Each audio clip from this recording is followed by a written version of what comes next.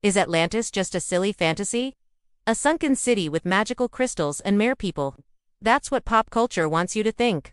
But if you go back to the original source, the ancient Greek philosopher Plato, you find something very different. He never wrote about Atlantis for entertainment. For him, it was a serious historical account, a cautionary tale. He described a magnificent island civilization, a true powerhouse of the ancient world. They had advanced engineering, a mighty navy, and incredible wealth. But their success bred arrogance and greed. They tried to conquer the known world, and for this hubris, the gods punished them. In a single day and night of violent earthquakes and floods, the entire island of Atlantis sank beneath the waves, lost forever. For centuries, everyone assumed Plato just made it all up. A myth to teach a lesson about pride. But what if there's a kernel of truth to it? What if Plato was preserving a distant, distorted memory of a real catastrophe? This is where modern archaeology and geology come in, and the story gets fascinating. Many researchers now point to a real-life civilization that eerily matches Plato's description, the Minoans. The Minoans flourished on the island of Crete and the surrounding Aegean islands. Reaching their peak around 1600 BC, they were not a myth. We've unearthed their palaces, their vibrant art, and evidence of a vast trading network that stretched from Egypt to the mainland of Europe. They were a sophisticated maritime power, renowned for their incredible engineering and beautiful cities. Sounds a bit familiar, doesn't it?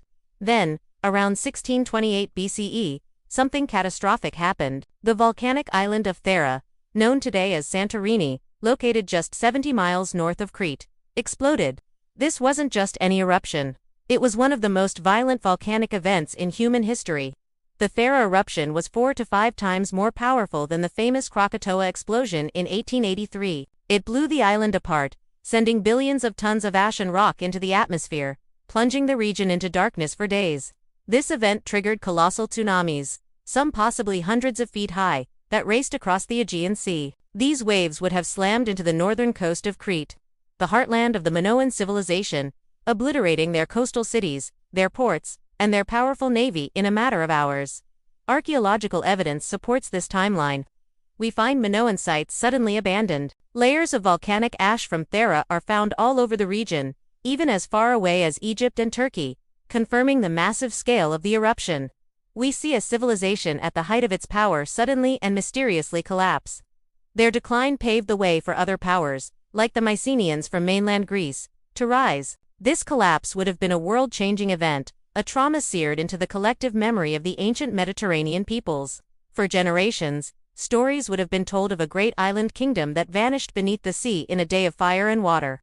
Plato was writing about Atlantis over 1,000 years after the Thera eruption. It's entirely plausible that he heard these ancient stories, passed down through generations, perhaps from Egyptian priests who kept detailed records. Over time, the details would have been exaggerated. The location might have been moved from the Aegean to the Atlantic. The timeline would have been stretched. The Minoans became the legendary Atlanteans. Plato wasn't a historian in our sense. He was a philosopher. He took this inherited memory of a real collapsed civilization and used it to build his own moral and political allegory. He wasn't trying to give us a treasure map. He was trying to warn his fellow Athenians about the dangers of imperial overreach and moral decay. So, when we search for Atlantis, maybe we're looking for the wrong thing. It's not about finding a physical city at the bottom of the ocean. The real treasure is the lesson embedded in the legend. Atlantis is a story about how a society's own success can lead to its downfall. It's a reminder that no civilization, no matter how powerful or technologically advanced, is immune to collapse. Whether from natural disasters or its own arrogance, the Minoan collapse is a stark example of how fragile even the mightiest empires can be. The legend of Atlantis, therefore, isn't just a myth. It's a ghost story from history, a warning echoing through the ages. It reminds us that true strength lies not in power or wealth but in wisdom, humility, and respect for the forces of nature. The search for Atlantis isn't about finding a lost city. It's about finding that wisdom before we repeat the same mistakes. Thanks for watching, and if you enjoyed this journey into the past, don't forget to like and subscribe for more.